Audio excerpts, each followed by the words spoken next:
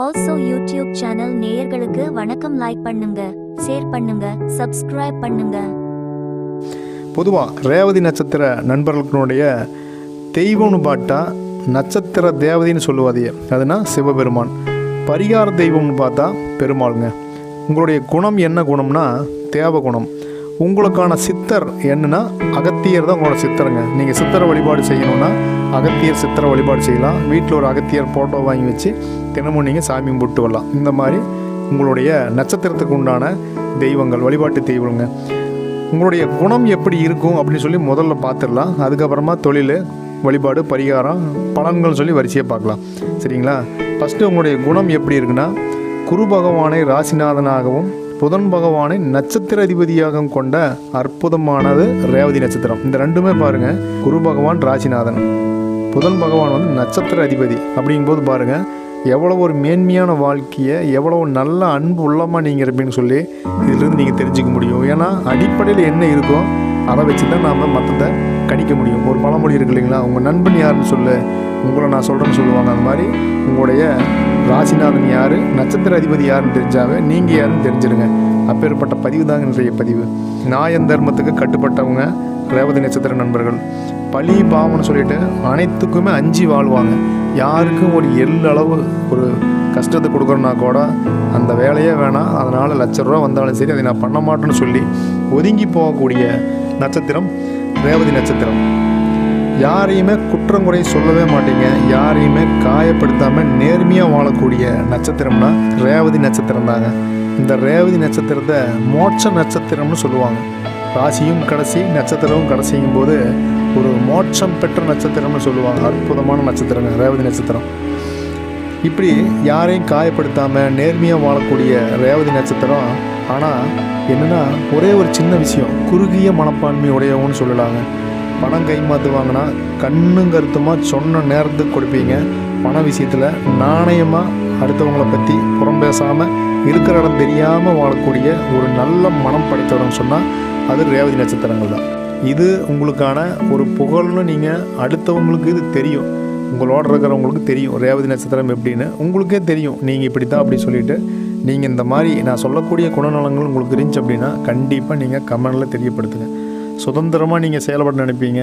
யார் என்ன சொன்னாலும் ஐ டோன்ட் கேர் அப்படி சொல்லிவிட்டு உங்களுக்கு என்ன சரின்னு படுதோ, சரினா எதிர்மறையாக கிடையாது, சரியானத்தை சரியாக செஞ்சு முடிக்கணும். அதே நேரத்தில் உங்கள் மனசுக்கு திருப்தியாக அதை செஞ்சு முடிக்கக்கூடிய தன்மை ரேவதி நட்சத்திரத்துக்கு இருக்குங்க.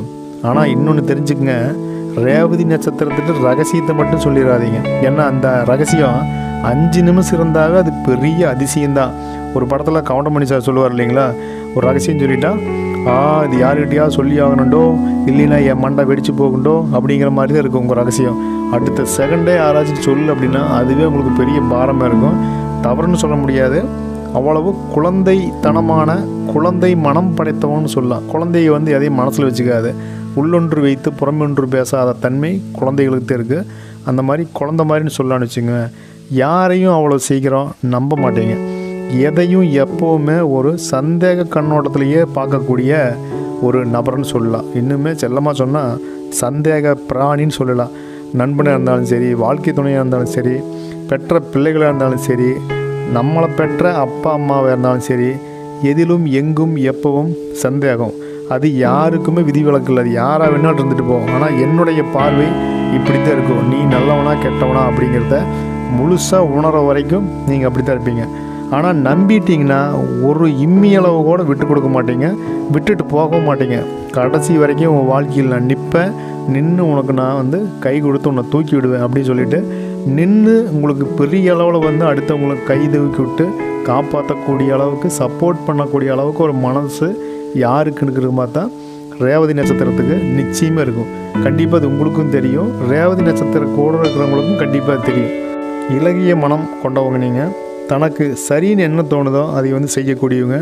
புத்திசாலித்தனம், சாமர்த்தியம், இந்த இரண்டுமே ரேவதி நட்சத்திரம் கூட பிறந்த குணம்னு சொல்லலாம். இவங்களுக்கு பெரிய அளவில் வெளியிலிருந்து உதவி கிடைக்காதுங்க. சொந்த முயற்சியில் முன்னேறி வாழக்கூடியவங்க. பெரும்பாலுமே பெருசாக யாரும் சப்போர்ட் பண்ண மாட்டாங்க. இவங்களே கையூனி கால் ஊனி அப்படியே ஒரு குட்டிக்காரன் அடிச்சுனாலாம் சொல்லுவாங்க. அந்த மாதிரி முன்னேறக்கூடிய அளவுக்கு அந்த தன்னம்பிக்கை இருக்கும், தைரியம் இருக்கும், துணிச்சல் இருக்கும். அவங்களுடைய ஒரு நல்ல ஒரு நேர்மறையான ஒரு மனசுனால, சிந்தனையினால் அவங்க முன்னேறி வருவாங்க.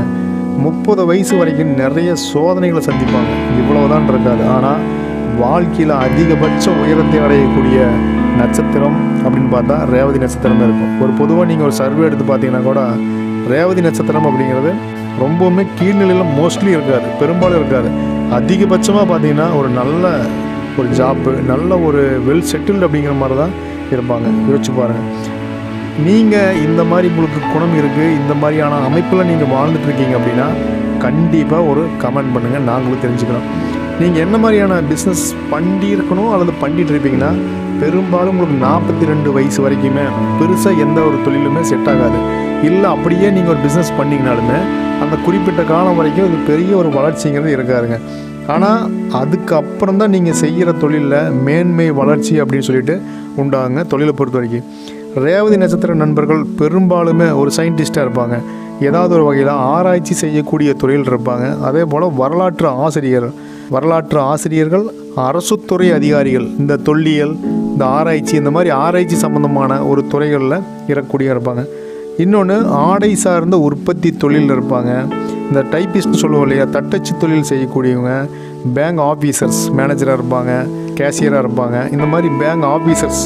அதே போல் ஒரு நாட்டுக்கு இன்னொரு நாட்டுக்கு வந்து இந்த அம்பாசிடர்னு சொல்லுவாங்க, தூதுவர்கள், அந்த மாதிரி இருப்பாங்க. இன்னொன்று பிராண்ட் அம்பாசிடர்னு சொல்லுவாங்க. ஒரு பொருள் இருக்கும், ஒரு பெரிய பொருள் இருக்கும், அந்த பொருளை வந்து சந்தைப்படுத்துறதுக்கு ஒரு பெரிய மனிதர் வந்து அந்த பொருளை வந்து விளம்பரப்படுத்துவார். அந்த மாதிரி பிராண்ட் அம்பாசிடராக இருப்பாங்க.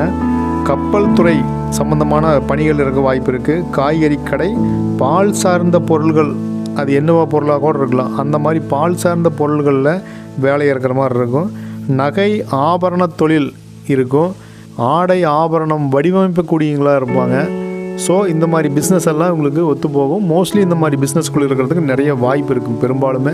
ஸோ நீங்கள் என்ன பிஸ்னஸில் இருக்கிறீங்கன்னு சொல்லிவிட்டு கண்டிப்பாக கமெண்ட் பண்ணுங்கள். இது எந்த அளவுக்கு ஒத்து போகும்னு சொல்லிவிட்டு நாங்களும் தெரிஞ்சுக்குவோம். ஸோ மறக்காமல் கமெண்ட் பண்ணுங்கள். இப்போது உங்களுக்கு உடல்நலம் சார்ந்து உங்களுக்கு எந்த மாதிரி நலக்குறைகள், அதாவது நோய்கள் உருவாகுன்னு பார்த்தா தோல் சம்பந்தமான நோய்கள் உருவாகலாங்க. இந்த படர்தாமரை, படை, சொறி, சிரங்குன்னு தோல் சம்பந்தமான நோய்கள். உடம்புல பார்த்தீங்கன்னா ஏதாவது ஒரு இடத்துல சின்ன சின்ன கட்டி மாதிரி உருவாகும், கொழுப்பு கட்டி மாதிரி. இந்த தோல் கடி வந்து சின்னதாக கட்டி மாதிரி நீங்கள் ஃபீல் பண்ணுவீங்க. ஏதோ ஒரு இடத்துலையாவது இருக்கிறதுக்கு வாய்ப்பு இருக்கும். உடம்பு வந்து ஒரு வீக்கமாக காணப்படுற மாதிரி இருக்கும். கல்லீரல் சம்மந்தமான கோளாறு, வயிறு சம்மந்தமான பிரச்சனை, அது கேஸ்ட்ரிக்காக இருக்கலாம், அல்சராக இருக்கலாம், இந்த மாதிரி இருக்கும். அஜீரண கோளாறு இருக்கும். மூட்டு சம்மந்தமான வலிகள், மூட்டு வாதம் இருக்கும். மூலம் சம்மந்தமான பிரச்சனை தான் பைல்ஸுங்க, அது இருக்கும். அதே போல் சளி, இருமல், இது மாதிரியான நலக்குறைகள்னால அதிகமாக அவதிப்படுற மாதிரி இருக்கும். ஏதாவது ஒரு சீசனுக்கு பார்த்திங்கன்னா எல்லா சீசன்லேயுமே அந்தந்த சீசனுக்கு வரக்கூடிய நோய் கண்டிப்பாக இருக்குங்க. சூட் சம்மந்தமான பிரச்சனையா, மழை காலம்னா சளி சம்மந்தமான பிரச்சனையா, அந்த மாதிரி ஏதாவது ஒரு பிரச்சனையில் அவதிப்படுற மாதிரி இருக்கும். குழந்தைகள்னு பார்த்தா ரேவதி நட்சத்திர நண்பர்களுக்கு பெண் வாரிசுகள் அதிகமாக இருக்கிறதுக்கு வாய்ப்பு இருக்குங்க. ஆண் வாரிசுங்கிறது கொஞ்சம் குறைவாக தான் இருக்கும். ஏன்னா இது வந்து ஒரு எழுதப்படாத விதின்னு சொல்லலாம் ரேவதி நட்சத்திரம்னாவே. ஏன்னா ரேவதி நட்சத்திரங்கிறது நான் முதல்ல சொன்ன மாதிரி மோட்சம் பெற்ற நட்சத்திரம் அப்படிங்கிறனால இது வந்து ஒரு தெய்வத்துக்கு இணையான ஒரு நட்சத்திரம் அப்படிங்கிற மாதிரி நம்ம முன்னோர்கள் சொல்கிறாங்க. அதனால் ஆண் வாரிசு குறைவு தான், பெண் வாரிசு அதிகமாக இருக்கும். சரிங்களா? ரேவதி நட்சத்திர நண்பர்கள் உங்களுக்கு ஒரு ஆரோக்கியத்துக்கு, உங்கள் நட்சத்திரத்துக்கு உண்டான ஆரோக்கியமான உணவுங்கிறது 2-3 உணவு இருக்குங்க. அதாவது நிறையா வந்து சத்து பத்தாமல் இருக்குது, அதே போல் வந்து ஒரு உடம்புல எனர்ஜி இல்லை அப்படிங்கிற மாதிரி இருந்தால் அந்த நட்சத்திரத்துக்கு உண்டான ஒரு உணவுன்னு இருக்குது. அந்த உணவு என்னென்னு பார்த்தா கொத்தமல்லி சாதம் நீங்கள் அடிக்கடி சாப்பிட்லாம். உங்களுக்கு எப்போல்லாம் டைம் கிடைக்குதோ, எப்போல்லாம் சாப்பிடணுன்னு தோணுதோ அப்போ கொத்தமல்லி சாதம் சாப்பிடும்போது உங்கள் ஆரோக்கியத்துக்கு நல்லா இருக்குங்க.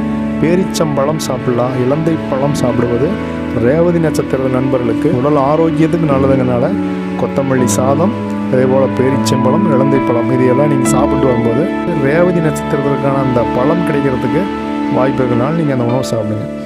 ரேவதி நட்சத்திரத்தில் பிறந்தவங்க அந்த நட்சத்திர தோஷம் ஏதாவது இருந்துச்சு அப்படின்னா அந்த நட்சத்திர தோஷத்தை போக்கவும் அவங்க வாழ்வில் வளம் பெறவும் வழிபட வேண்டிய தெய்வம்னு பார்த்தா ரேவதி நட்சத்திரத்தில் பிறந்தவங்க திருச்சியிலிருந்து முசிறி போயிட்டு அங்கேருந்து காருக்குடின்னு சொல்கிற இடத்துல ரேவதி நட்சத்திரத்துக்காகவே அமைஞ்சு அருள்பாலித்து கொண்டு இருக்கும் ஸ்ரீ கைலாயநாதரை நீங்கள் வழிபாடு செஞ்சுட்டு வர்றது ரேவதி நட்சத்திரத்திற்கு வாழ்க்கையை இன்னும் மேன்மையை கொடுக்கும், பலம் கொடுக்கும், உடல் ஆரோக்கியத்தை கொடுக்கும், மன சங்கடங்களை போக்குங்கனால ஸ்ரீ கைலாயநாதரை மறக்காமல் வாய்ப்பு இருந்தால் போய் வழிபாடு செஞ்சுட்டு வாங்க. அப்படி இல்லைன்னா அங்கே பக்கத்தில் ஏதாவது சிவாலயங்களில் ஸ்ரீ கைலாயநாதர் அப்படிங்கிற பேரில் சுவாமி இருந்தார் அப்படின்னா அவரை கூட நீங்கள் போய் வழிபாடு செய்கிறது உங்களுக்கு பெட்டராக இருக்குங்க. அதே மாதிரி புதன் வழிபாடு உங்களுக்கு மேன்மையை கொடுக்கும். ஏன்னா நட்சத்திர அதிபதி புதன் பகவான் அப்படிங்கிறனால இந்த புதன் வழிபாடுமே நல்லாயிருக்கும்.